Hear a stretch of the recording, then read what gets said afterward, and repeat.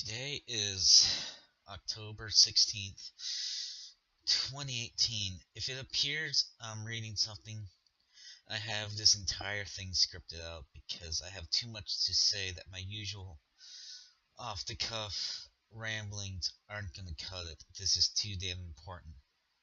This video is private, and if you are seeing this, it's because I trust you. I have something I need to get off my chest, something that I have been dealing with the past few weeks. Actually, it is something I have been dealing with since about fourth grade. That would be gender dysphoria. To be honest, I have never been felt confident as a male, and it started around fourth grade. I remember at time would go out for recess, at least for a short while. The boys would play kickball or basketball, and the girls would do something else. I wasn't good at sports nor interested at the time, so I tried doing whatever activity the girls were doing, but wasn't allowed because was a boy. Around fifth grade, and puberty struck. Was also around the same time we got the internet at our house. It was the late 90s slow knockoff brand dial-up internet. Now, being a male with the whole new internet thing in front of him, you know what a kid like me did? Snuck into adult cybersex rooms. Sorry, Mom. Being underage, of course, I would lie and try my best for that sweet cyber action. But after getting rejected or ignored, pretending to be a legal man, I tried the crazy idea of pretending to be a legal woman. Enter a sex chat room with a female name and almost instant attention, like flies on honey. Being naturally shy, if you can't fucking tell. In real life, the intention of being a woman was addicting.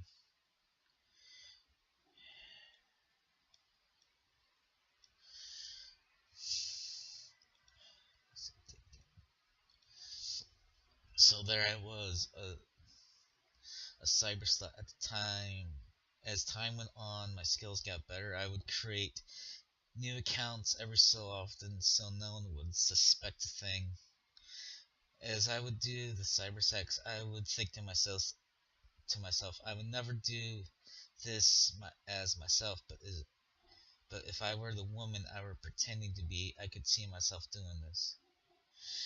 As the time went on, I would find myself preferring using female characters in video games and in RPGs and other non sexual media. At first, my rationale was, oh, look at me controlling this hot chick doing as I will. But then, as time went on, I realized when coming to choose to play as female characters, like 9 times out of 10, I come to a realization that it wasn't about control but emphasizing with the character. When I play video games and RPGs and stuff like that, I feel I have a stronger connection with female characters than a male one. When I say I don't feel comfortable being male, I mean I'm not into the typical male subjects of sports, don't care about the NFL, NBA, Major League Baseball, etc. The only sport that I did follow for a while was professional wrestling, but I even stopped following that. I'm not into cars, I could care less which is better, Ford or Chevy, just as long as it it's mechanically sound. That's fine with me. I don't hunt. Sitting outside nature, waiting for something to happen, not my idea of fun. During Christmas gatherings after dinner, the men would go downstairs and start a game of poker while the women would would typically start a board game. Instead of joining the poker, I usually stay and watch my mom, aunts, female cousins, sister, grandmother with the board game. Now, why am I making this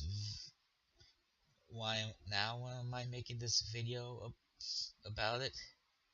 Just because the thought seems ever prevalent. What if I were a woman? Would I be happier as a woman? I could have just ignored them, like the persistent thoughts of suicide, because in the past I bear with thoughts like, oh, I just make an ugly woman, look how hairy I am.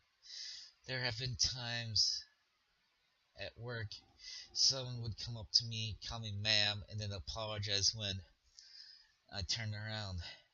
Half of me was angry when this ever happened, but the other half was flattered that I looked enough like a female to be mistaken for, at least from behind. The voice inside my head isn't, if it isn't of of a celebrity, it's usually a mishmash of female characters into a super female that I think would be cool to be, like if I were actually female. Then something happened at work a couple days. I caught myself in the mirror and gave myself a real hard look.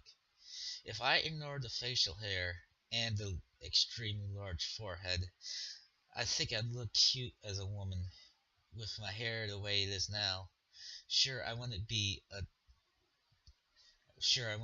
10 or a Playboy playmate, but for once I actually liked looking myself in the mirror at at least what could be.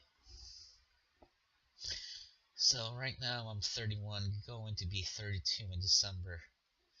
If I were to act on this and proceed with more steps to make what I saw in the mirror a reality, I'd want my transition to be done by the time I'm 40, giving myself 8-year time period to accomplish this goal. If I were to complete the next steps, I would have to start GoFundMe because I currently have insurance and doubt where I am currently employed would even cover this sort of operation. Another reason why I would be hesitant to go through with the actual transition, even if I had the money, is my family. Like, my family is a bit on the religious conservative side. I think the people that most likely would okay with me transitioning would be my sister, because we have an extremely close bond. And I think after a breakdown, my mother would eventually come around. As the rest of my family and extended family, if they don't accept that, fuck them. For I really don't feel that close to most of them anyway. I mean, I only see them once for Christmas, and being an introvert would save me the hassle. So for those who are watching, if I do make this video, you have a better understanding of who I am now. As you can tell, I'm pretty fucking nervous just to make this and to even go this far to do. I just, this thing has, these thoughts have just been nagging at me like the past 2 weeks, or even, maybe even longer than that, honestly, but if you, but hopefully now I have recorded what I wanted to say. Hopefully these thoughts aren't as tense, hopefully anyway. But yeah, so if you are seeing this, know that